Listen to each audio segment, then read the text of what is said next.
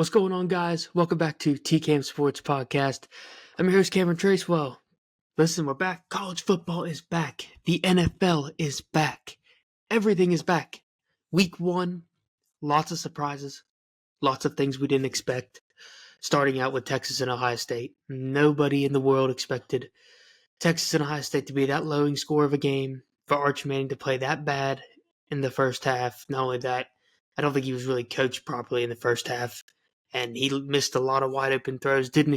We didn't expect that type of performance out of him. Ohio State, Julian Sayin really wasn't that impressive. Their defense is still pretty good. The rest of the offense is pretty good, but for Julian Sayin, like I said, for Ohio State and Texas, the biggest build-up game, the semifinal rematch did not live up to what the semifinals was, right? Obviously, there's no Will Howard, there's no Quinn Ewers.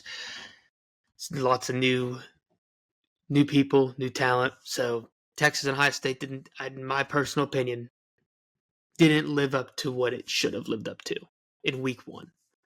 Another one in week 1 was LSU and Clemson. I think this game did live up a little bit to what we thought it was. LSU got the wins. I think it's Brian Kelly's first home open win. Well, first opening game win, not home opener. First opening game win since he's been at LSU. A hard-fought battle. I thought Clemson would win this game. LSU got the job done. Brian Kelly's got himself a heck of a squad. That was when I think still has a really, really good team. But LSU, Brian Kelly, this is his year. I could see it. He's probably on the hot seat. If he doesn't get something done at LSU, they're probably going to be done with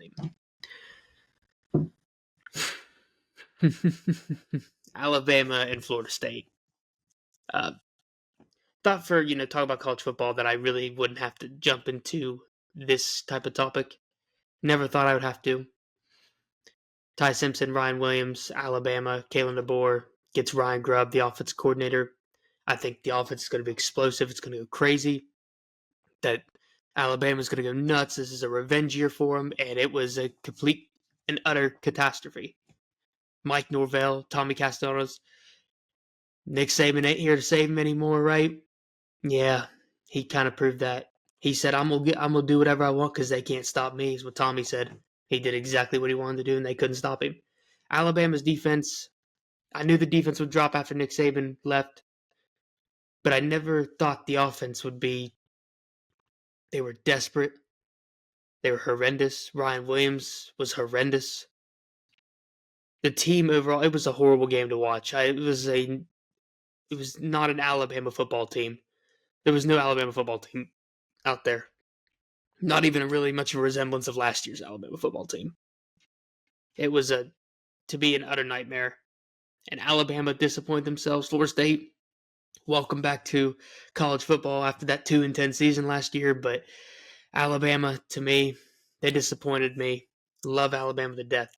Been a fan for a long, long time. But to see that game, to see them play like that, was absolutely horrendous. The rest of the college football day was a little bit, a couple packed games, but I mean, nothing crazy really went on after the LSU and Clemson game for a ranked matchup. We saw Bryce Underwood, who's going to play Oklahoma this upcoming week. He looked pretty solid. DJ Lagway looked awesome against, I know it was Long Island, but he still looked pretty awesome against them. Kansas State, scary. Almost lost to North Dakota. Very, very scary for them. Outside of that, though, week 1 wrapped up. Well, week 1 and Saturday wrapped up. Sunday was the thriller. Miami and Notre Dame. Catholics versus convicts, right? Carson Beck. This is the best version I've ever seen of Carson Beck. That Miami Carson Beck is the best version I've ever seen him. He plays the system better. They have some swag to themselves. Miami looks like old Miami a little bit. And Carson Beck played great. For all the people in the Haysayers saying Carson Beck, even me, I didn't, because when I saw Georgia did not seem like he could, get better, right? Or have tons of improvement. And I saw tons of improvement from Carson Beck and a guy who's just getting started. I know his stat line wasn't incredible, but the play was there. And that's what I was happy to see out of Carson Beck. Virginia Tech and South Carolina was the other Sunday game. Lenore Sellers, I still think he's the best quarterback in the SEC. The guy, he's probably, to me, he's the closest to Cam Newton that there could be right now. He plays the closest to him. Lenore Sellers is special. South Carolina is special. They're big. They're physical. They're going to be a great football team. And I can't wait to watch more of Lenore Sellers in South Carolina this season. Love to see a DJ Lagway versus Lenore Sellers. But we're not going to get that. We're not going to, probably not going to have that this season. But I'd love to see it. Going into week 2, Iowa State. It's a big one. It's the rival game. It happens every single year. A lot of people got Iowa on the upset. I still think Iowa State is probably right now hands down the best team in the Big 12. They played like it. They've played great. I'm going to give my props off to Iowa State to win this week. Oregon, Oklahoma State could be competitive. Still need to see a little bit more from Oregon. Oklahoma State, Mike Gundy trying to make a trend back. So we'll see what Oregon and Oklahoma State possibly could cough up something really, really good. Ole Miss and Kentucky. Last year, Kentucky got the upset. Do I think it's going to happen again? Absolutely not. I think Lane Kiffin's sitting on that, thinking if we would have never lost to Kentucky last year, might have been in the college football playoff. Not going to do that again, so I'm going to go with Ole Miss over Kentucky. They're not getting that win again. They're not going to get a win like that. But the game of the week is by far Michigan and Oklahoma. Michigan and Oklahoma. Bryce Underwood, Mateo. Is it Mateo? Is it Matty? Is it John Matt? Hold on. I always script his last name. Mateer. Sorry, Mateer.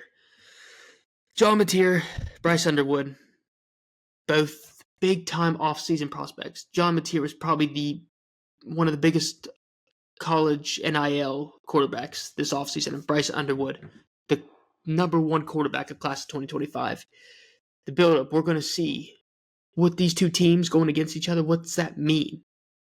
Can Bryce Underwood, and listen, the guy's got so much talent, but if he leads Michigan to a perfect record up to Ohio State this season, that's unbelievable. But John Mateer, Oklahoma's looking for their comeback because in the SEC, they haven't looked very good. They've not been a good team since joining the SEC, and I think this is what they're hoping they can get out of John Mateer, is having this chance to be able to compete in the SEC. But they got to beat Michigan. I know Michigan's on the SEC, but I think it's a must-win game for Oklahoma if you're going to make a statement. And for Bryce Underwood, if you get the win, you're a hero. You look great. You look great. You look promising. And that's what you need. Can't make much screw-ups. Just got to start off the season looking promising. So that's for a lot of teams, but for the one team my home fan base from is West Virginia. Played Robert Morrison. Had 600 yards offense, 60-some players for the first time were Mountaineers playing on the field. Rich Rod's got himself a team. They look real, and I get it. I know it's Robert Morrison, but we haven't had 600 yards of offense in years. In total offense in years. We just haven't. Not least since Dana Holgorsen was the head coach at WVU, so it's been over 5 years. I'm excited. WVU plays OU this weekend, and OU had a pretty good game for week 1 against Rutgers. Almost won that, even though Rutgers aren't the best team, but they were down 3 touchdowns and came back and almost won the game. So, WVU, I think it's a little bit more of a challenge. It's obviously more of a challenge to Robert Morrison, but I love to see 2 hammer down game wins to go into next week, Pitt week, which we have a bunch of talk about next week. I can't wait to talk about Pitt and WVU.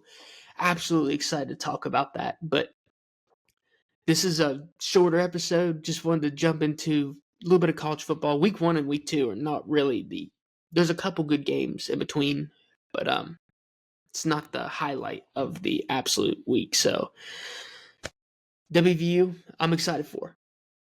I'm so excited to see WVU. I'm so excited to see what they can do. So we're going to see what WVU can do, what they can produce, and what kind of